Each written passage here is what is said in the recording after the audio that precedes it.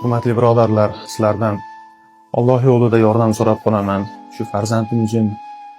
Farzandim hozir juda og'ir ahvolda. Alloh yo'lida yordam qilinglar.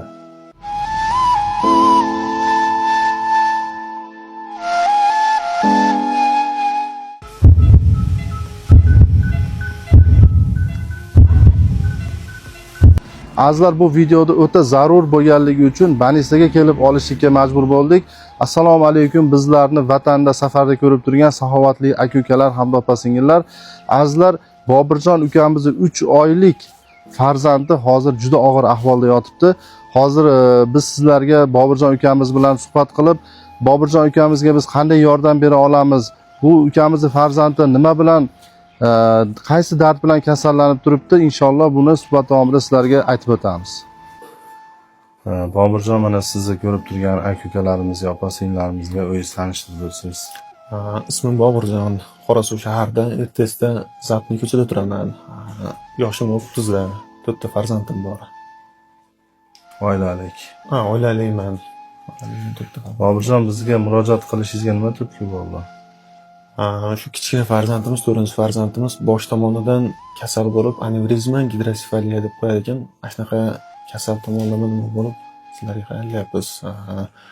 Boshda tomir qismi rastreniya bo'lib kengaygan ekan, shundan qon chiqib ketish ehtimoli bor deb srosniy operatsiya qilish kerak bo'lib, og'ir ahvolda hozir. Hozir shu ukamizni operatsiyasi uchun qancha miqdorda pulga ehtiyojimiz bor? Bu operatsiyani hozirda bizda Qirg'izistonda qiladigan odamlar yo'q ekan. Qirg'izistonda bitta gidrosefaliyasiga boshiga shunt qilib plastmassa qo'ydirdik. Narigi tomonini to'g'ri Rossiyada, Turkiyada, Amerika tomonlarida qilar ekan. 15 mingdan 50 mingga to'g'ri deyishyapti. Bizni случайni примерно 20 mingda atrofida analiz qilishyapti. Beradi deyapti. Bobirjon, mana juda ko'p yaxshi insonlar hozir sizni ko'rib turibdi. Shularga nima deb murojaat qilib olasiz? Bilasiz, ularni buyog'i bunaqa qilib hech kim farzandi bilan sinamasin, hech kim kasali bilan sinamasin. Faqat umidimiz hozircha shu birodarlarimiz, birodarlarimizdan bo'lyapti. Bobirjon, o'zingiz ismi nima? Muhammad Yusuf. Muhammad Yusuf. Inshaalloh Muhammad Yusuf yaxshi bo'lib ketadi. Inshaalloh. Siz ko'p duoda bo'ling. Ota-onani farzandini haqqiga qilgan duosi ijobat. Inshaalloh siz bilan bizni ko'rib turgan aka-ukalarimiz, opa-singillarimiz bu holatga befarq qarashmaydi, qo'ldan kelgancha yordam berishadi.